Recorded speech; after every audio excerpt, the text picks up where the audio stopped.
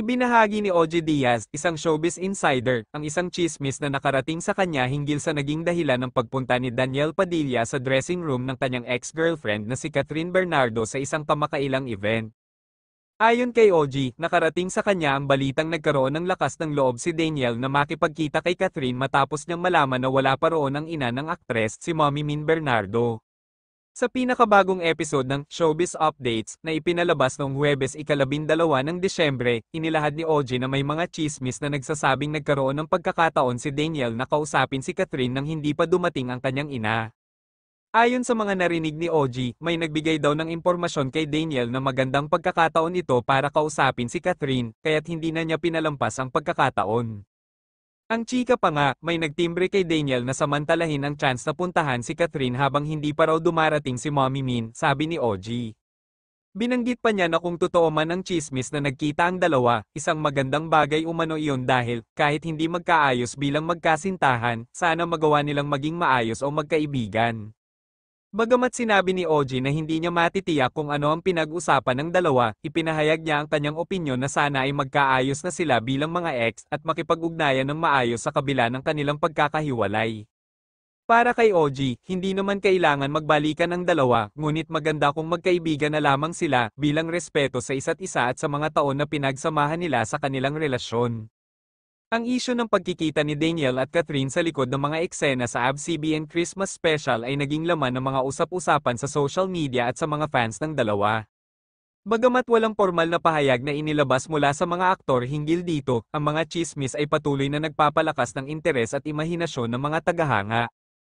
Hindi maiwasan ng publiko na magbigay ng kanilang reaksyon habang inaasahan nila ang opisyal na pahayag mula sa magkabilang panig. Maging si OG Diaz ay nagbigay ng komentaryo hinggil sa insidente, ngunit itinuturing niyang wala siyang sapat na impormasyon upang kumpirmahin kung ano ang nangyari. Ayon pa kay OG, walang paraan upang tiyakin ang laman ng kanilang usapan dahil hindi naman sila nandoon sa eksena, tanging sina Daniel at Catherine lamang ang makakapagsabi kung ano nga ba ang nangyari sa kanilang pag-uusap. Sa kabila ng lahat ng haka-haka, patuloy na umaasa ang mga tagahanga ng dalawa na kahit hindi sila magbalikan bilang magkasintahan, sana ay maging maayos ang kanilang relasyon bilang magkaibigan. Ang mga ganitong uri ng kaganapan ay nagpapakita lamang ng pagiging professional at maturity ng mga artista sa pagharap sa mga pagsubok ng kanilang personal na buhay, habang pinapahalagahan ang kanilang mga taga-suporta at ang kanilang mga career. Hanggang sa ngayon, wala pang opisyal na pahayag mula kay Catherine at Daniel hinggil sa issue, kaya't ang publiko ay patuloy na nagmamasid at naghihintay ng kanilang reaksyon. Doon si DJ, si Daniel Padilla.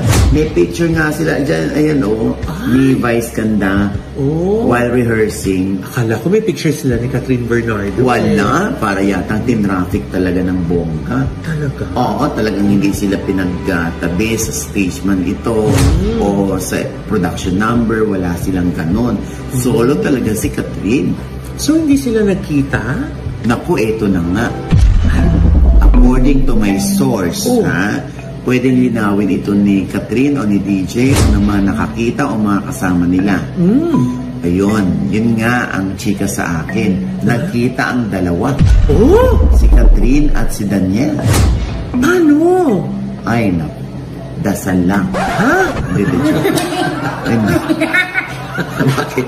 Hindi, nakita sila sa backstage dressing room. Akala ko sa mata. Hindi, ay diba may dressing room sarili si Catherine? Oo. Bigla raw may dalang flowers itong si DJ. Ay! Pumatok sa dressing room, pinapasok, naglabasan ng glam team ni Catherine.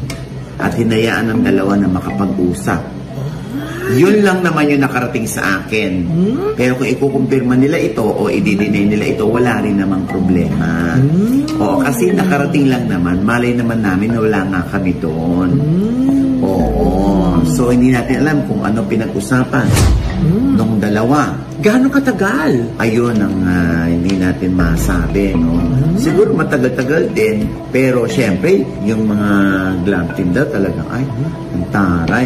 Kasi may mga sa glam team, merong katnil din, meron din kat din. Talaga? Kate? Oo. Diyos ko, ayan. Ang chika pa nga may nagtimbre kay Daniel na samantalahin ang chance na puntahan si Catherine habang hindi pa daw dumarating si Mommy Min. Pero at least, di ba, kung sakali na totoo ito, na nag-usap nga ang Catherine at ang Daniel, ay magandang ano yon. Kahit hindi sila magkatuluyan, sana man lang maging civil sila at maging magkaibigan. Maibalik yung friendship. Kasi 11 years, 12 years din naman ang kanilang relasyon, hindi ba? O, ayan. Pangit naman kung makikita sila, mag-iisnaban sila. Siyempre, pinairal this time ni Daniel yung pagiging gentleman niya. Siya ang dumiretso dun kay Catherine. Kung totoo man yung nakarating sa atin, ano? Kung hindi naman totoo, please disregard my previous message. Eh, paano kaya yun, Nay? Kung nakapag-usap naman sila, kung maganda yung naging usapan, di dapat okay na sila paglabas nila ng dressing room, di ba? Oo naman. Pero alam mo naman, kung sa mapagpatawad na puso, meron yan si Catherine. Oo. Feeling ko naman. Alam mo, ang isang taong naka-move on na, wala na yung galit sa puso eh. Diba? Parang tayo, pag mga friend natin, malalim yung pagkakaibigan, sinira yung tiwala natin, tapos natanggap na natin, pinatawad na kita, pero hanggang dito ka na lang. Okay na tayo doon. Hindi na ako galit sa'yo, pero hindi na kita papapasukin pa sa buhay ko. Ganun. So, kuya, hindi na nga pinapasok ni Catherine si Daniel sa buhay niya. Hindi nga kami nakapasok doon sa Araneta. Masasagot ko ba yan, Rena? Oo nga, Diba? paano? Diyos ko na si Mel, binigyan pa akong problema. Pero magandang balita yan at magandang pamasko sa mga Katniel fans, ha? Oo. Kung sakali mang totoo na Oo. nagkausap yung dalawa, nagkaroon ng opportunity, di ba, na magkita at mag-usap muli. Correct, oo.